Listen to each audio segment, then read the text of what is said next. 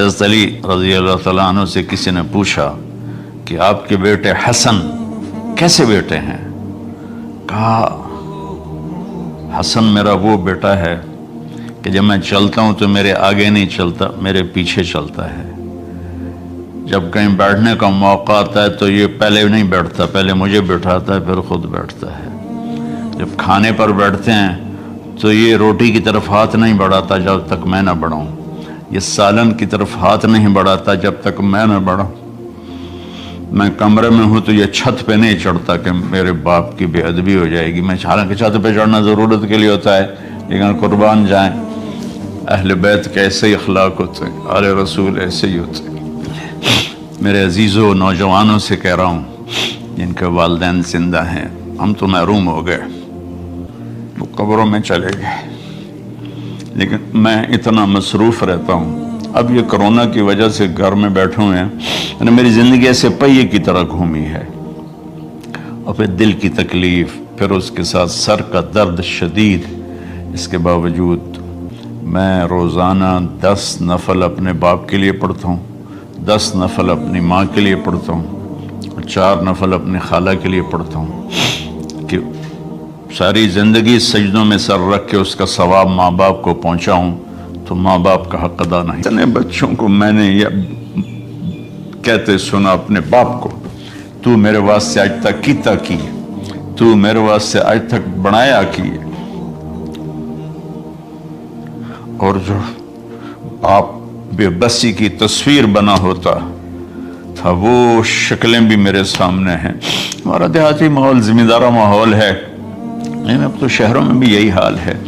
جس نے وہ لیول اے لیول کیا اسے کیا پتا ماں کسے کہتے ہیں باپ کسے کہتے ہیں۔ تو میں نے اپنی آنکھوں سے باپ کی بے بسی اور بیٹے کا غرانہ ایک دفعہ نہیں کتنی دفعہ دیکھا۔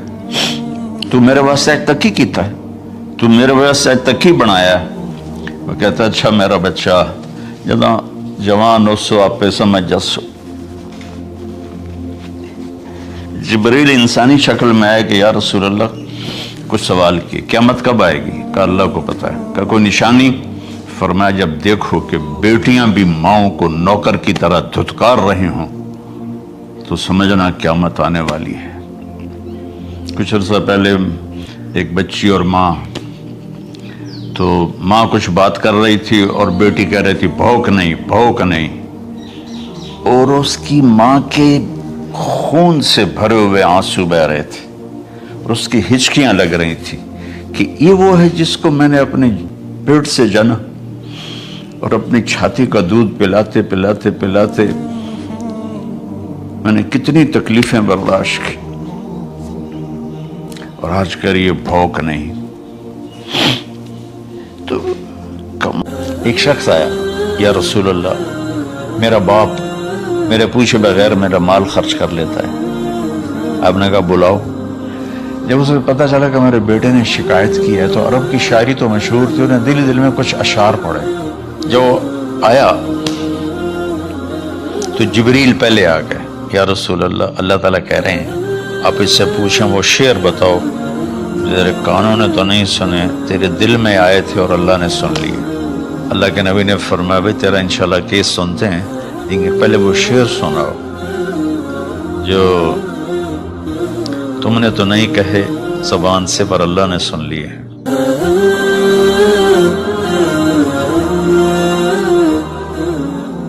بسم اللہ الرحمن الرحیم، والصلاة والسلام علی رسولہ الکریم وعلی آلہ وصحبہ اجمعین۔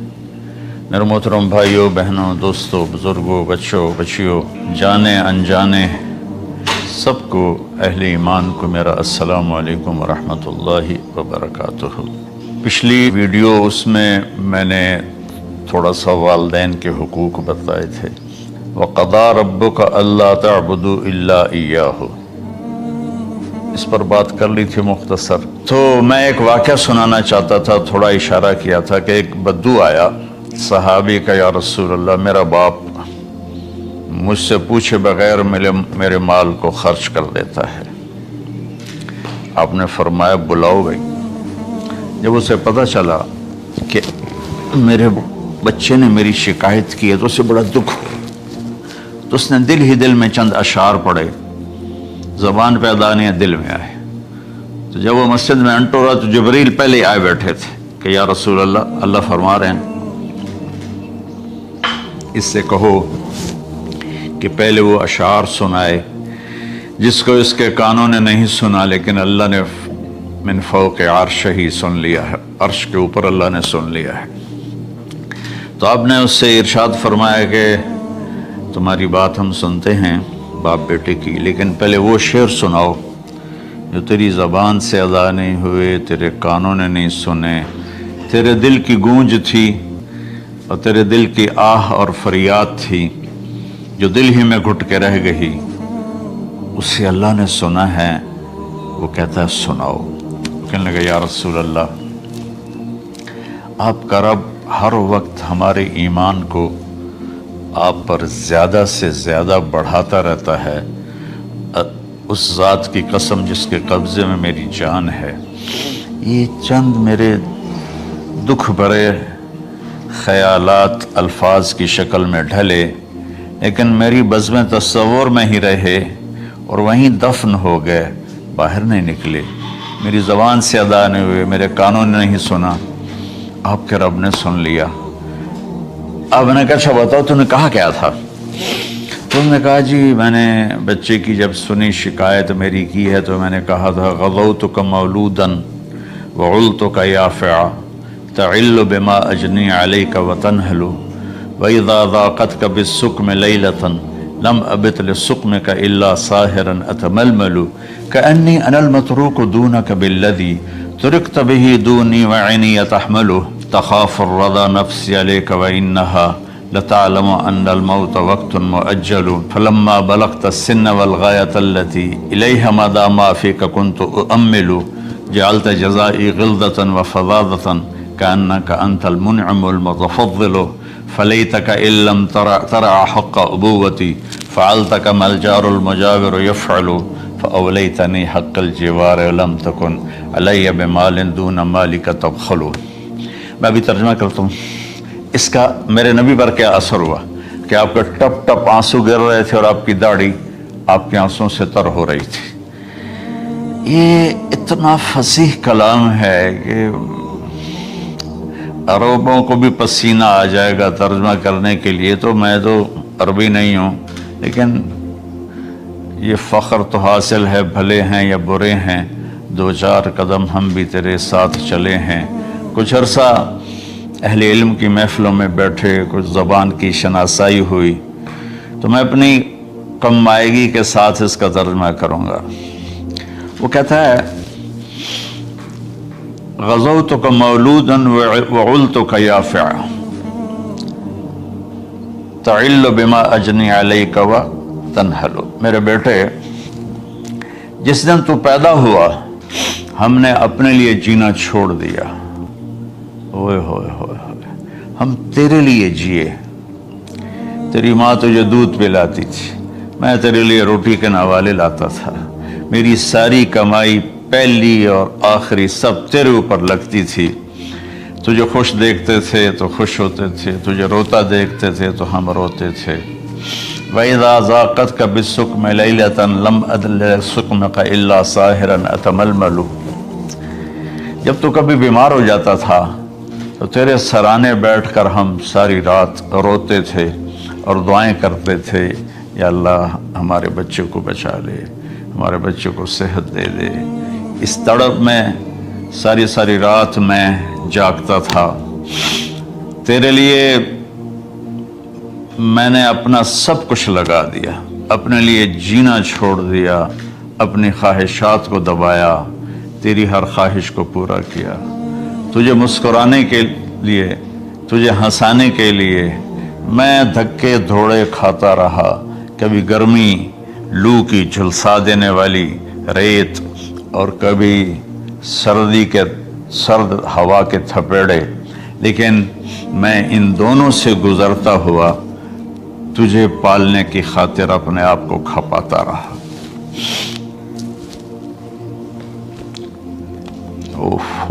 فلما بلغت السن والغایۃ التی इलैहा मदा मा फीका कुन्तु उअम्मिलु, बेटा मैंने अपने हड्डियों का रस भी तेरे अंदर डाल दिया। सिर्फ कमाई नहीं, मैंने अपने हड्डियों का रस तेरे अंदर डाला। मैंने जो कुछ था तेरे ऊपर कुर्बान किया। तुझे मुस्कुराता देखकर मैं अपने गम भूलता था, तुझे हंसता देखकर मुझे दुख भूल जाते थे। और फिर आहिस्ता आहिस्ता आहिस्ता मेरी हड्डियों का गूदा, मेरी कमाई तेरे अंदर गई और तू एक खूबसूरत दरख्त की तरह बढ़ता चला गया, बढ़ता चला गया, बढ़ता चला गया, बढ़ता चला गया। और मेरी बुढ़ापे ने कमर झुका दी और मैं झुकता चला गया, झुकता चला गया। मेरा ख्याल था कि जैसे मैं इसकी उंगली पकड़ के चलता था, अब मेरी बारी है, ये मेरी उंगली पकड़ के चलेगा। जैसे मैं इसे सीने से लगाता था, प्यार करता था, झूले झुलाता था, बाग में ले जाता था, ये सारी उसकी ताबीरात के अंदर दाखिल है, अल्फाज में नहीं है। तो मुझे ख्याल आता था जब मैं बूढ़ा हो जाऊंगा ना तो मेरा बेटा भी मुझे ऐसे ही लेके फिरेगा, मेरा बेटा भी मेरी सुनेगा। ये 100 दफ़ा पूछता था ये क्या है, और मैं हर दफ़ा जवाब देता था ये है। तो अब मैं बुढ़ापे में इससे बात करूंगा, ये मेरी बात सुनेगा। मैं इसको नवाले खिलाता था, ये मुझे रोटी खिलाएगा। मैं इसका उंगली पकड़ के चलता था, ये मेरा हाथ पकड़ के चलेगा। मेरी कमर बुढ़ापे ने झुका दी और मैं एक खुश्क पेड़ की तरह हो गया, और जवानी ने तेरी कमर को सीधा किया और तो एक तरोताज़ा दरख्त बन गया।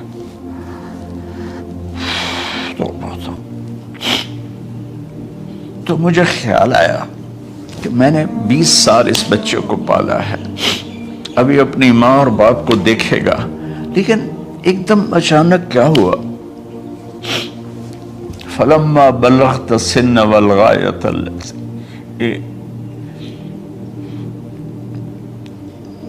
इलैहा मदा मा फीका कुन्तु उअम्मिलु, जब तो उस उम्र को पहुंचा जिसमें हमारी उम्मीदें तेरे साथ लग गईं, हमें बुढ़ापे ने बेआसरा कर दिया और तेरी जवानी ने तुझे हिम्मत दे दी। तब तो हमारा ख्याल आया कि अब ये हमारे साथ वही करेगा जो हमने इसके साथ किया। लेकिन क्या हुआ, जअलत जज़ाई गिल्ज़तन व फ़ज़ाज़तन कअन्नका अंतल मुनइमुल मुतफ़द्दिल।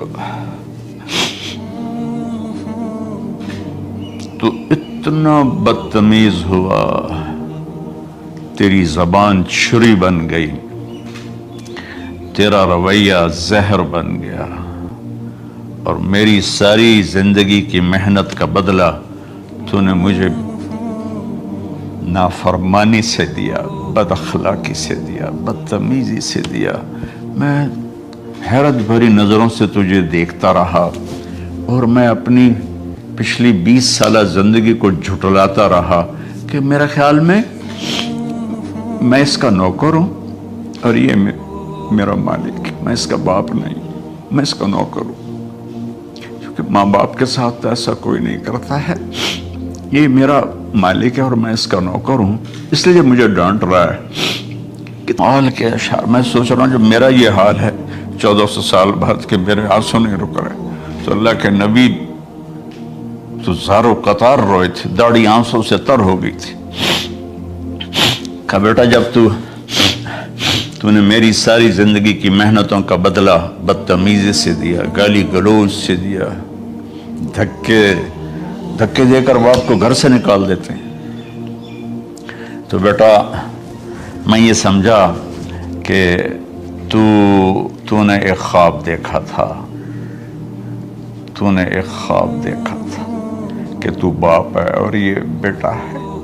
असल हकीकत ये है कि ये मालिक है और मैं नौकर हूँ। फिर आगे कहता फलैतक इल्लम तरा हक़्क़ उबूवती फ़अलतक मल जारुल मुजाविरु यफ़अलु। अच्छा चलो बेटा,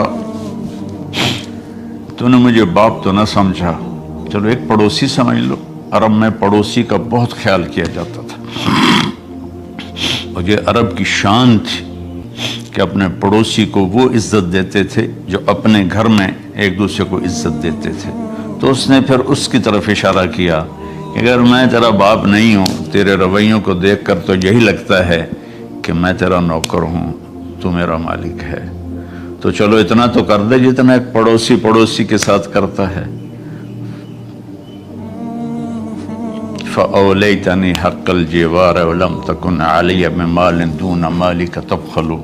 تو پڑوسی پر تو عرب خرچ کرتے ہیں، تو بھی تھوڑا سا میرے اوپر خرچ کر دیتا اور تو بخیل نہ بنتا، اور میرے خوابوں کو چکنا چور کر دیا، میری امیدوں پر پانی پھیر دیا، میرے بڑھاپے کو ذلت اور رسوائی میں بدل دیا۔ اچھا میرا پتر جا خوش رہو۔ ماں باپ کہاں بد دعائیں کرتے ہیں؟ تو میرے نبی کی آنکھوں سے آنسو، یہ ساری داڑھی تر ہو گئی، تو آپ نے اس کے بچے کو گریبان سے پکڑا اور جھٹکا دے کر دھکا دیا کر دفع ہو جا، انت و مالک لابیک، تو اور تیرا سب کچھ تیرے باپ کا ہے۔